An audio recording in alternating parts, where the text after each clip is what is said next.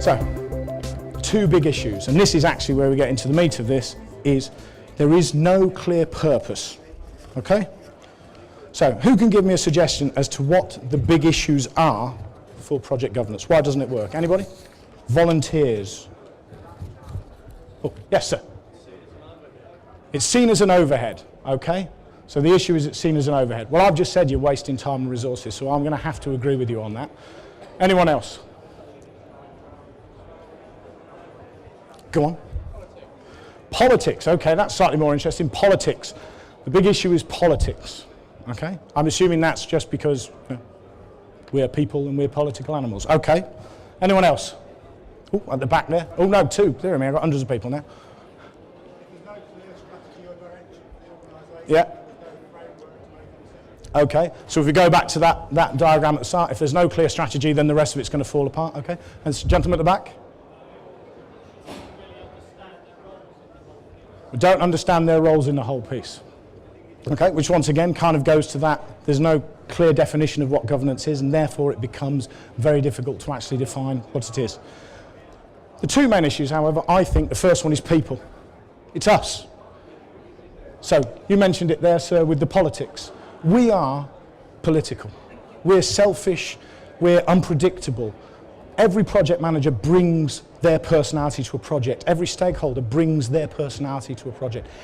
Every person brings a different motivation, and that causes a problem. In the real world, you look at these things.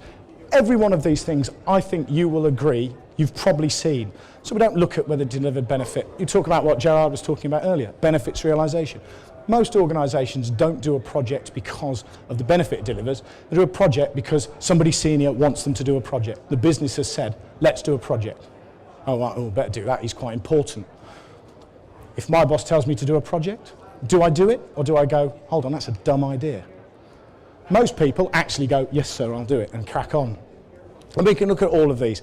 There's the classic one, you get this always, and we're in Q4 this year already. You get to the point where I've got to spend this year's budget. Because if I don't spend it, I'm not going to get it next year. And I'll get budget cuts. So we spend it even though we shouldn't be doing the project. It's a waste of money doing the project.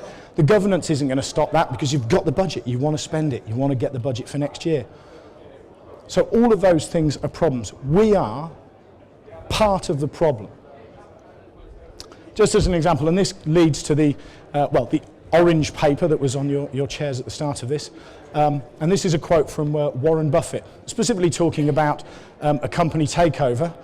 But there he says, reads it out, and he basically says that if somebody wants it to happen, somebody senior enough, everybody else will find the best way of agreeing with them. They will find a mechanism of saying, yes sir, that's the right thing to do. Even if you don't agree with it, you'll be able to find evidence that says, oh no, this is good and there is a benefit in doing this.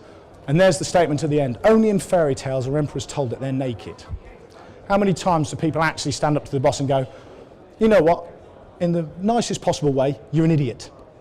What you're suggesting is fundamentally the wrong thing to do. And actually, governance should be doing that. A project manager should also be doing it, but he should be backed up by governance. In this sense, people are the problem. You don't tell the truth because you're worried about your job, or there's politics involved, or there's career aspirations, there's all those other things. People are a huge problem. Second problem, obviously, it's the process. I mean, we have loads of process. How many people here work for an organisation that has a project framework or a methodology that they use? It's pretty much all of them. Okay. Well, unfortunately, process. We plough ahead we have process for process sake. How many people do status reports and how many people read status reports? We have consultants working for companies, one of them who does every month 7 different status reports for one program. And we go, why? Oh, well, so-and-so wants it like this and so-and-so wants it like that. And you go, who reads these things? Because let's be honest, when you get up to the senior level, the senior person, the senior stakeholder is probably getting 10 status reports. Let's be honest, I've written hundreds of things and I never read them, so wouldn't be surprised if they didn't. We keep RAID logs up to date, But that doesn't mean we're really managing risk. It doesn't mean we're really tracking issues. We're doing it because the process says you've got to have a RAID log. Timesheets. How many of the systems here are based around project management process that says people can book time against tasks, so you can say, is everybody booking the time that I expect them to book, and can I cost manage? It's not about getting your project delivered. It's got nothing to do with project delivery. It's to do with, have I filled the timesheets in? Have I ticked that particular box in my process? So it's process's fault. We're actually at fault for putting in the process, but I've already blamed people. I don't want to give us twice the aggro. Simple reason why process is there, so nothing rocks the boat. That's why we have process. We don't have the right process, we just have process.